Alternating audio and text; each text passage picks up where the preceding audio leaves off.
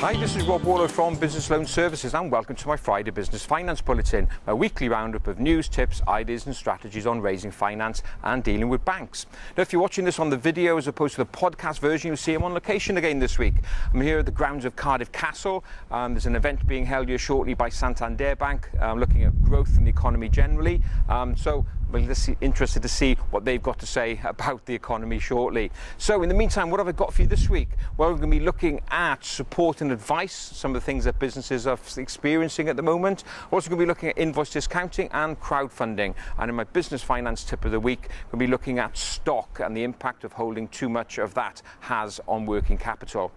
So let's start off with support and advice. So an interesting survey out this morning carried out by a group of solicitors looking at businesses that are looking to sell.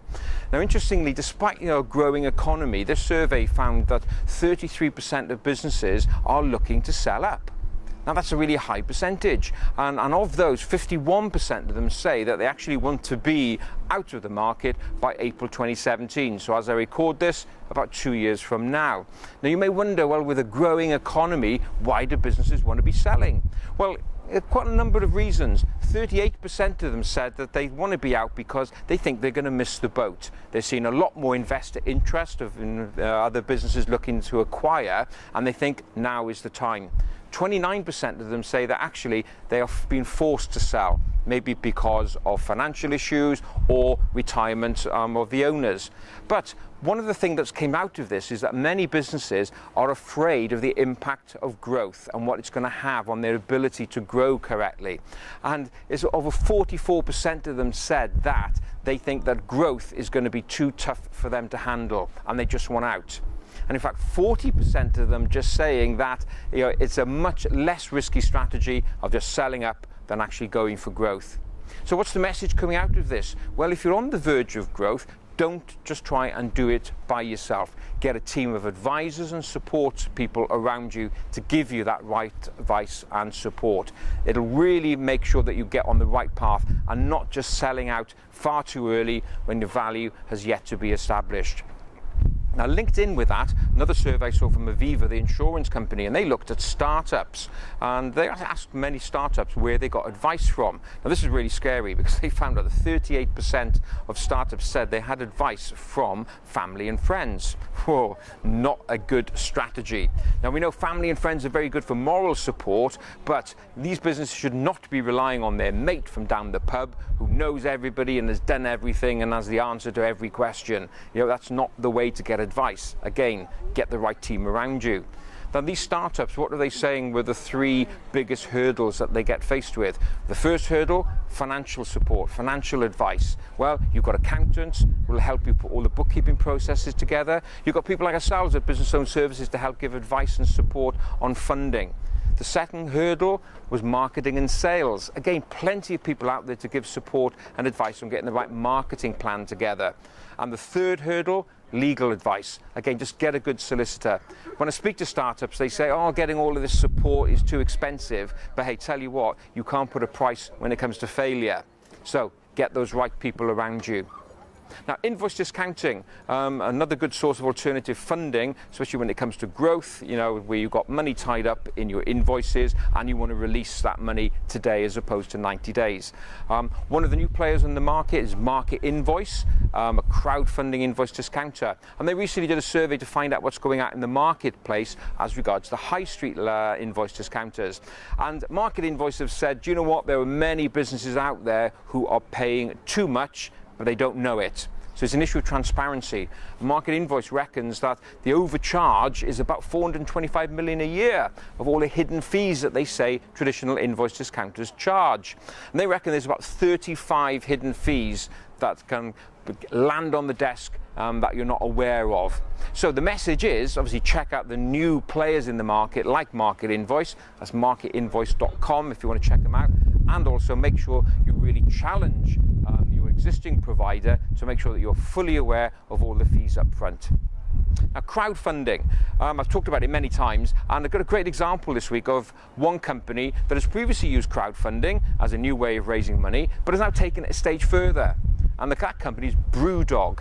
They make crafted beer, really successful company, established in 2007. Got about 26 branches across the world, and they've successfully raised money through crowdfunding and traditional routes a number of times. But they're a very disruptive organisation. They hate the establishment.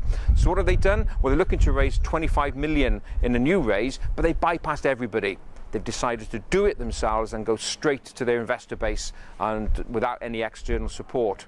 Now, they've got about 14,500 existing investors, so they've already got a base of which to work. But it's just a great example of when you've got the existing fan base behind you and supporters and a great message and a great plan, you know, if you're big enough, just do it yourself. A great message there. If you want to know more about them, just go and search out for BrewDog, an interesting company and one to watch. So what about my business finance tip of the week? Here I got a clip from a seminar that I did recently for accountants, and I want to look at the issue of holding too much stock and the impact that it has on your working capital. So let's go to that clip now. Cash then moves to the next cycle. It moves then into stock or raw materials. We access the cash, the creditors and the overdraft, and we buy stock. And here is the first major blockage. If businesses buy wrong, if they buy incorrectly, or their systems and processes are not right. So what happens? Cash stays there, and it stays there for a long time. And that's the first hidden source. I remember going to see a business based in Connecticut, a manufacturing business, and this was another one that had problems with VAT. And they'd sent their accounts through to me beforehand. And the accountants in the room, you will know, you can do a very simple stock turnover ratio calculation, and straight away, trending it out, you could see where the problem was. It lay in stock turnover. The stock was just accumulating. So I knew the issue even before we went in there. So go down, and sure enough, as we walked around the warehouse, there were just boxes and boxes and boxes of stuff everywhere.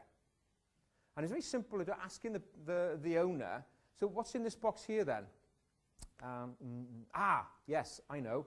Yeah, got that couple of years. When that sells, good profit margin on that. That's going to be good. Yeah, when it's going to sell. And we moved on, went to the next one. And it was just constant. Yeah, when that goes, good margin. And here lies the problem. Too many business owners in today's climate will buy on margin, but forget about cash. Didn't suss out that he had all of this cash tied up in stock on the shelves. And it's a very simple process thereafter. Sat down and showed him the impact of stockpiling all this stuff that may sell one day, supposedly at a good margin, but the impact it was having on cash flow. And so what he did in this particular instance, he set up an eBay store, but branded it differently from his own brand so it wouldn't damage the brand, and just got rid of a whole host of stuff on eBay. And that released enough cash into the system, and it immediately solved the VAT problem. So I didn't have to do anything on the finance raise, just because we got him to understand that there was hidden cash sitting in the business already. It was that simple. So there we are. If you're one of these companies that holds stock, beware of the impact it can have on your cash flow. So that's it for this week. As ever, hope you enjoyed it. And if you did enjoy it, please give it a like on social media, share it amongst your friends and colleagues. So that's it. So I'm off to this event now being run by Santander, and perhaps next week I'll give you some of the key messages and takeaways from that point. So thanks to Santander for the invitation here at Cardiff Castle. So that's it for this week. I look forward to being with you again next Friday. Have a great, successful and profitable week. Bye-bye now.